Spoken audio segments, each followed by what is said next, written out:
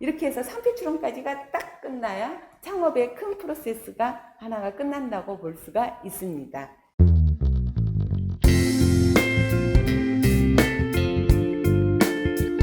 네, 안녕하세요. 네, 창업의 일상화 시리즈 강연 7개 중 두 번째 이야기에 참여해 주셔서 정말로 감사드립니다. 오늘은 패션으로 창업하기입니다. 오늘의 이야기를 풀어나가 주실 서경대학교 무대 패션 전공의 박은정 교수님을 모셨습니다. 박은정 교수님 안녕하세요. 안녕하세요.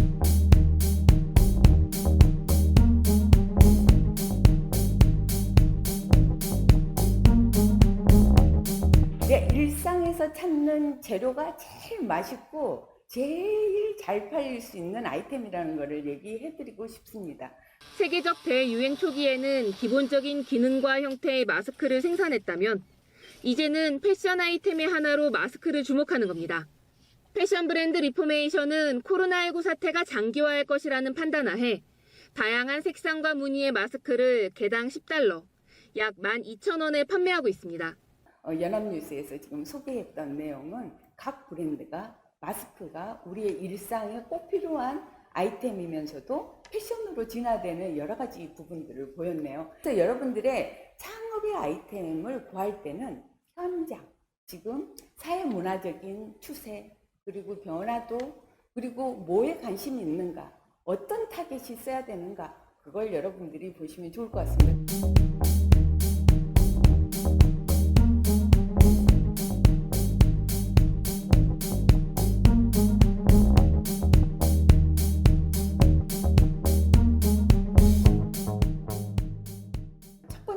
타겟을 정하는 거예요. 그럼 타겟은 도대체 어떤 타겟에 하고 어떤 연령대에 하고 또 그 타겟은 뭘 좋아하고 어떤 라이프 스타일을 가졌고 뭐 이런 거를 여러분들이 분석을 하는 거예요. 두 번째, 이 컨셉을 잡아야 돼요. 이 발상과 컨셉이 잘 깊이가 있잖아요. 그럼 정말 창의로운 작품도 나오지만 그 컬렉션도 굉장히 깊이가 있습니다. 이 단계를 굉장히 길고 오래 아주 질리도록 생각해라. 그런 이야기를 많이 합니다. 그래서 첫 단계, 두 번째 단계, 컨셉 잡기까지가 제일 중요하답니다. 이제 세 번째, 만약에 이렇게 돼서 그 여러 가지 자료들을 모으잖아요. 그러면 아이디어를 매핑도 하고요. 또 얘를 분석도 하고 스케치도 한답니다. 그 다음에 이루어지는 게 바로 이제 디자인 스케치북이라고 해서 그런 책도 있거든요. 이렇게 된 다음에는요, 많은 자료가 이렇게 모이고 나면 디자인을 막 하고 싶어요. 그때 디자인을 많이 해서 어떤 구조적인, 그리고 내 브랜드는 뭘 할 것인가를 찾아내는 거죠. 여섯 번째는 지금 내셔널 브랜드에서 많이 하는 거예요. 상품화 계획을 짜는 건데요. 여러분들은 1인 창업을 했을 때는 이 한 제품을 구조를 가질 거니까 지금 여기에는 상품화 계획에는 말은 일치하지는 않지만 그래도 여러분들이 이런 단계를 거친다 하는 것 정도는 알고 있으면 좋겠습니다. 그 다음에 그림이 되었으면 얘를 작업지시서를 그리는 거예요. 작업지시서 안에 도식화라는 게 있습니다. 옷을 본 그대로 그림으로 옮겨 놓는 것을 도식화라고 하는데요. 도식화를 통해서 작업 지시서라는 걸 씁니다. 원래 원가 계산서는 따로 있는데요. 저는 원가 계산서를 따로 쓰지 않고 이렇게 작업 지시서 옆에다가 원부자재를 쓰면 원부자재 옆에다가 돈을 산술하게끔 합니다. 그럼 원가가 쫙 빠지거든요. 사실 제품이라는 게 타당한 값, 아주 맛있는 값이 나와야 그것도 판매까지 이루어지잖아요. 이건 제가 굉장히 아끼는 작지인데요. 여러분들한테 이번에 오픈을 합니다. 내셔널 브랜드 같은 경우에는요. 보통 2.7배수에서 3배수는 항상 기본입니다. 그게 바로 대리점이 많거나 인건비 포함해서 어떤 대리점의 월세 그런 거를 다 포함한 포괄적인 거를 n분의 1로 나눈 건데요. 보통 3배수 안 되면 너 이거 팔아도 영향가 없잖아. 왜 하는데? 이제 그렇게 얘기하다 보면 이 3배수 이상을 해야 판매가가 나오는데 그런 과정을 거친답니다. 작업지시서를 그리고 난 다음에요. 얘를 이제 평면으로만 있잖아요. 얘를 3D로 와 올리는 게 바로 이제 가봉이라는 겁니다. 그래서 광목이라고 여러분들 학교에서 많이 쓰실 거예요. 광목을 사용해 가지고 모슬린 이걸 가지고 옷을 표면화하는 거예요. 방법은 두 가지가 있어요. 천연 재단을 하는 방법도 있고요. 입체 재단이라고 해서 마네킹에다가 바로 올리는 방법이 있는데, 어찌되었든 원하는 사이즈에 원하는 모델의 사이즈를 가지고 가봉을 먼저 한 다음에요. 그 다음 일어나는 게 이제 최종 샘플을 만들게 된답니다. 얘가 가장 중요하고요. 돈도 제일 많이 들고, 이때 내가 국내 생산을 해보겠어. 학생들을 데리고 창업을 준비할 때 제일 힘들었던 게 생산 라인을 잡는 거였어요. 이 생산 공장에서 내가 만든 오리지널 샘플을 생산 공장에서 똑같이 거기에다 보내면 똑같이 만들어 오는 거를 바로 액추얼 샘플이라고 합니다. 한 10개 이상의 샘플 모델 중에서 제 샘플을 거쳐서 딱 하나 정도가 나오게 된답니다. 이때 돈이 제일 많이 들어서 여러분들이 나중에 어떤 기관에서 트라이에서 견적서를 넣어야 할 때 이 부분에 돈을 빠방하게 넣으셔도 됩니다. 도대체 어디에다 돈을 쓸지 몰라서 몇백만 원 나왔는데 이거 어디에다 써? 샘플 다 쓰고도 본인 돈도 또 넣어야 할 정도로 이때가 투자를 많이 하는 시기죠.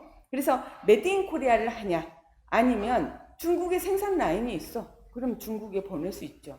하지만 미니멈 수량이라는 게 있답니다. 그래서 한 스타일에 500장 이상이면 이해하면 안 되고 뭐 그런 룰이 좀 있거든요. 그래서 해외로 가서 OEM 방식으로 가지고 올 건가, 아니면 국내에서 좋은 명장님과 코업을 해서 내가 메드 인 코리아를 만들 것인가, 그걸 좀 고민해 보시면 좋을 것 같아요. 이런 이제 과정을 거치고 난 다음에는요, 보통 룩북을 찍습니다. 이때 룩북은 레이아웃에 맞춰서 그 포토그래퍼와 모델의 컨셉이 내 브랜드와 맞는가, 그걸 잘 봐서, 그게 어떤 때는 뭐 책으로 나올 수도 있고요. 도로글이라는 걸 통해서 나올 수도 있고, 요즘에는 많이 없어졌죠. 온라인 팜플렛이라고 해서 이미테이션 도록이 나오기도 하는데요. 이게 브랜드의 이미지를 알리는 아주 중요한 부분이죠.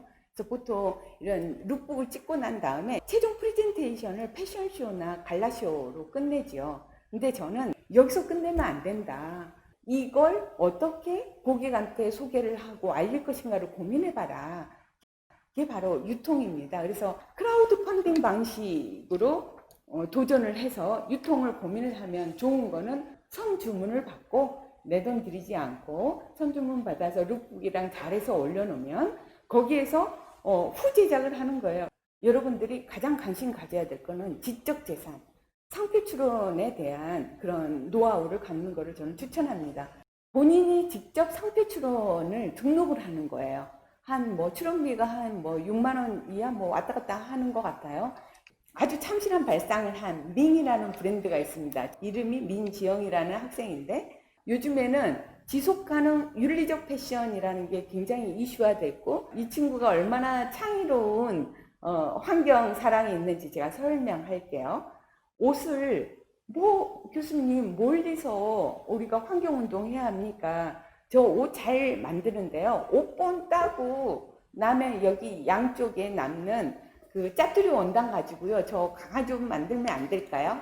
저는 이런 시뮬러 룩을 만들고 싶고 커플 룩을 만들고 싶어요. 근데 이게 대박이 난 거예요. 그래서 두산 디지털 팀하고도 해서 크라우드 펀딩에 성공했고요.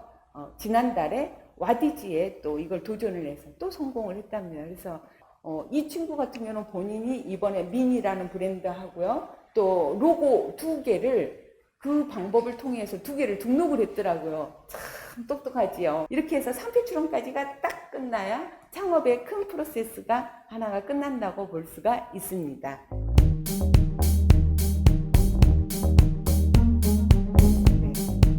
패션 창업에 대해서 이제 많이 얘기를 드렸는데요.